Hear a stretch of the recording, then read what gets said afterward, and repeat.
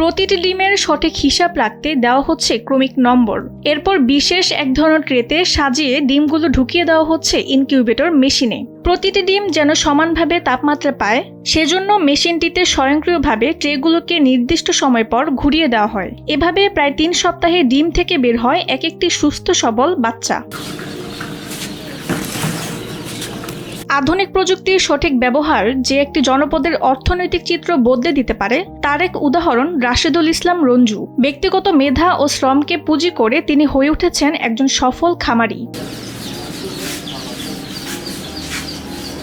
প্রবাস জীবনে কাঙ্ক্ষিত সাফল্য না পেয়ে দেশে এসে নতুনভাবে যাত্রা শুরু করেন। প্রথমে ক্ষুদ্র ব্যবসার মাধ্যমে আত্মকর্মসংস্থান তৈরি করলেও পরবর্তীকালে পরিবারের অনুপ্রেরণায় শুরু করেন আধুনিক খামার।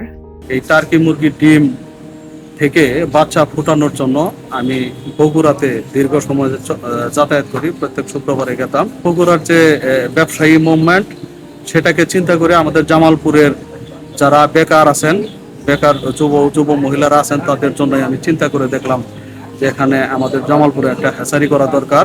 জামালপুরের সরিষাবাড়ি উপজেলার রঞ্জু গড়ে তুলেছেন মন্ডল হ্যাচারি। এখানে ইনকিউবেটর মেশিনের মতো আধুনিক প্রযুক্তি ব্যবহার করে হাঁস, মুরগি, তিতির ও কোয়েলের ডিম থেকে ফোটানো হয় বাচ্চা। আমাদের এখানে সকল প্রকার মুরগির ডিম থেকে বাচ্চা ফোটানো হয়।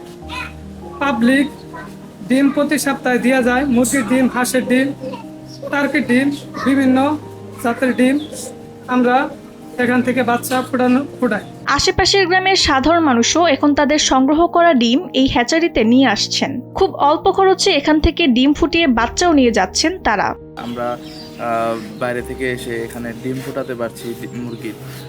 অনেকের বাসায় দেখা গেছে মুরগি আছে, কিন্তু মুরগি থেকে ডিম ফোটাইতে পারে না।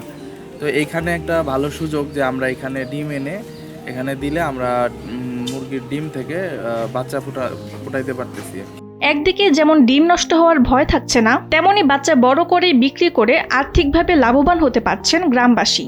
আমার বাড়ির মুরগিতে বসাই দিলে আরে ওই ক্ষতি হয়, হয়তো 50টা দিলে 40টা আয়, হয়তো 45টা দিলে 30-35টা আয়, এরকমভাবে আসে।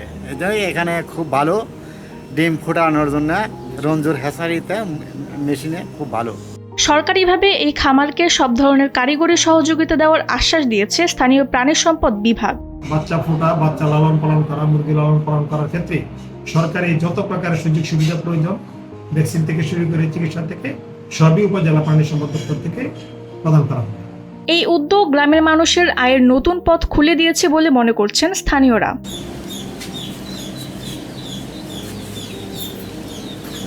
জামালপুর সরিষাবাড়ি থেকে সোহানুর রহমানের পাঠানো তথ্যচিত্রে ডেস্ক রিপোর্ট তাসনিম হোসেন লিয়া।